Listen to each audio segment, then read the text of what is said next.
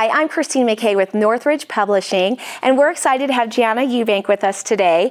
I challenged you to do the Make It Your Own challenge, Yes. and this is one of my favorite things that we get to do here, because basically I took a card from our March cards issue, and I sent you a picture, and I said, Jana, here you go. You can create anything you want from this. You just use it as an inspiration starting point. So let's talk a little bit about the card that I sent you. What were some of the first things that popped out to you? The first thing that popped out to me was all the gorgeous texture on this card. Yeah, absolutely, and there is. I mean, it's funny. This card is just tiny, but there's a lot going on there. Yes, there's so many fun details that I just had to incorporate into my page. And then, were there any other parts on here that particularly stood out to you and inspired you and kind of like led you to the direction that you were going to go? Yes, the first thing I did is I loved the shape of the card. I loved the round shape, so I decided to create a round layout.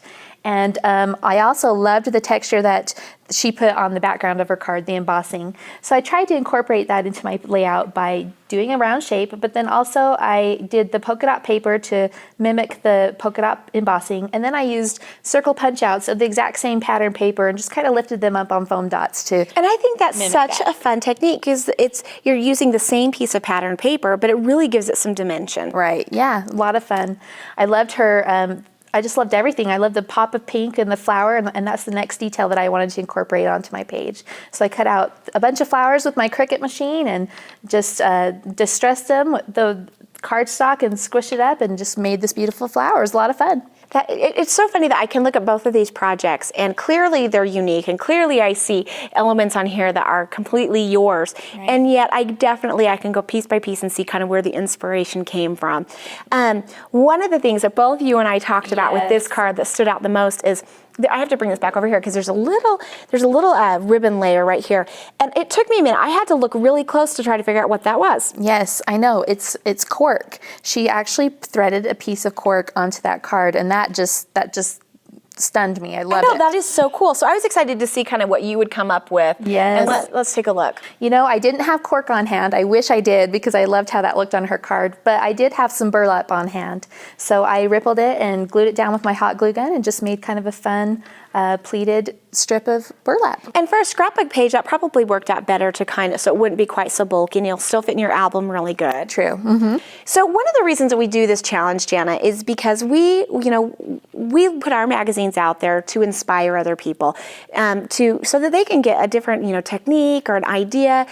And for me, that is one of the first places I go when I need that inspiration. So I turn to magazines. So what are some of the places that you go to if you ever kind of get that crafter's block? You know, I definitely do. I'm like you. I go to crafters a lot because we have the most creative people in card making and scrapbooking. It's so fun.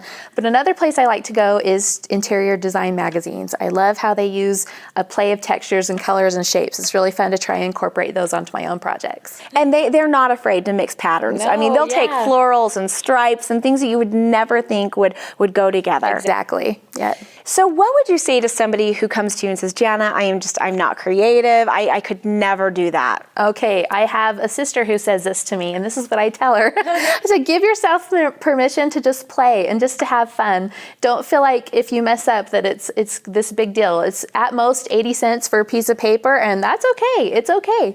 Just keep playing and take it as a lesson, and each one you'll learn something and you'll try something new every time. So give yourself permission to mess up. And I have to tell you, in some of my layouts or projects, some of the most creative, unique things have come from trying to cover up a mess up. Yes, yes. I'm like, oh, a flower's going there. Exactly. And pretty soon, what a great layout. Exactly.